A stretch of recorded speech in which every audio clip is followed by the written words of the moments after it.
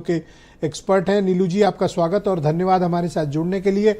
मैं आपसे जानना चाहता हूं कि अब तब जब भारत सरकार ने जातिगत जनगणना की भी अप्रूवल कर दी है, जनगणना भी प्रॉपर होने जा रही है, क्या आप ये मानते हैं कि सामाजिक न्याय की दिशा में ये एक बड़ा क्रांतिकारी कदम है? और दूसरा इसी में प्रश्न निहित है कि इससे कितना बड़ा बदलाव होगा? क्या ये सिर्फ पॉलिटिकल इस मामले तक तो सीमित नहीं रह जाएगा?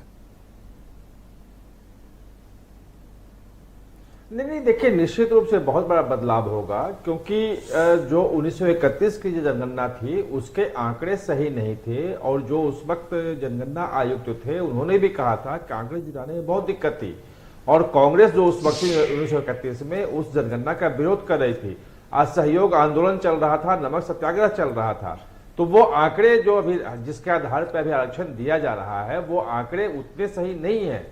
अब पहली बार, मतलब 1931 छोड़ दीजिए, आज तक पहली बार सरकार जो है वो जातीय जनगणना करवा रही है। जाति एक सच्चाई इस देश में है, कितनी जातियां कहां कहां कितने कितने लोग हैं ये जानना जरूरी है, क्योंकि तभी उसके बाद आपको उनकी आर्थिक स्थिति पता चलेगी, उनके सामाजिक शैक्षणिक सारी स्थिति पता चलेगी, और उसके लिए आप कार्यक्रम बना सकते हैं।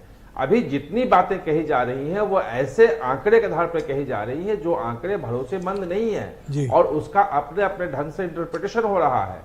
तो ये जो इतना बड़ा क्रांतिकारी कदम है ये, कि आपके पास, और दूसरी बात ये जो महत्वपूर्ण बात है ब्रजेश जी, वो समझिए कि इसको सरकार ने सेंसस से जोड़ा है।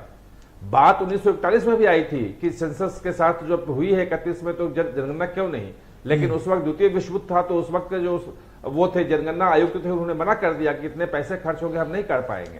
तो पहली बार अब सेंसस से जुड़ के हो रहा है, इसका मतलब कि हर बार सेंसस के साथ जाति गणना भी होगी, और जब जाति गणना हर बार होगी तो हर बार पता चलेगा कि किस जाति की क्या स्थिति है, कहां पहुंचे हैं, कहां नहीं पहुंचे हैं, वो सारी चीजें सब सामने रहेगी। तो उसके हिसाब से राज्य सरकारें भी, केंद्र सरकार भी योजनाएं बना सकती हैं, उनके लिए कल्याणकारी चीजें ला सकती हैं, और जिसको करनी है, जो पार्टियां हैं वो अपनी राजनीति भी करेंगी, और वो राजनीति सिर्फ ये नहीं कि सेंट्रल लेवल पे होगा, स्टेट लेवल पे होगा। अच्छा, मान लीजिए डेटा आ गया, जातिगत जनगणना हुई और उसका डेटा आ गया, उस डेटा का इस्तेमाल क्या पॉलिटिकल पार्टी अपने वोट बैंक के लिए करेंगी, या फिर इनका सामाजिक स्तर भी सुधारने के लिए अच्छे प्रोग्राम्स लाए जाएंगे, अच्छी स्कीम्स लाई जाएंगी, जन कल्याणकारी काम होंगे, परोपकारी काम होंगे, ताकि हम इन अपने जो वंचित भाई बहन हैं इनको अपलिफ्ट करके बराबरी पे ले आए? देखिए, सरकार जो है वो जन कल्याणकारी काम ही करेगी, योजनाएं ही करेगी, लेकिन जो राजनीतिक दल हैं वो राजनीति भी करेंगे। डाटा आपके पास रॉ मटेरियल है, आप जैसे उसका यूज करना चाहो कर लो, और उसमें जब सबको पता है कि हमारी जाति इतनी है, तो जो छोटी छोटी जातियां हैं वो भी तो मांगेगी ना कि हमारा भी तो हक चाहिए। सर, मुझे क्या लगता है कि देखिए, ये लोग पॉलिटिकल डेटा ज्यादा इस्तेमाल होगा सर, इस डेटा का सबसे ज्यादा हैवी यूजर यही लोग होंगे, पॉलिटिकल।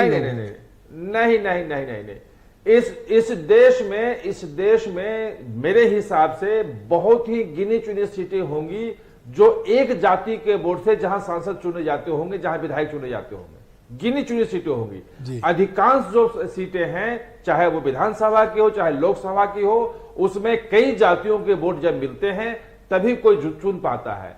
तो इसीलिए कि कोई अलग हो जाएगा, वो नए नए समीकरण बनेंगे, उसमें क्या दिक्कत है? पॉलिटिक्स तो हुई है ना। बहुत शुक्रिया सर, धन्यवाद अभी सर। तक जितनी पॉलिटिक्स हुई है, दूसरे चरण में आपके बाकी विचारों को हम सर स्थान देंगे। वीरेंद्र जी हमारे स्टेट हेड कार्यक्रम में जुड़ चुके हैं। वीरेंद्र जी, स्वागत आपका। जातिगत जनगणना के आदेश हो चुके हैं वीरेंद्र।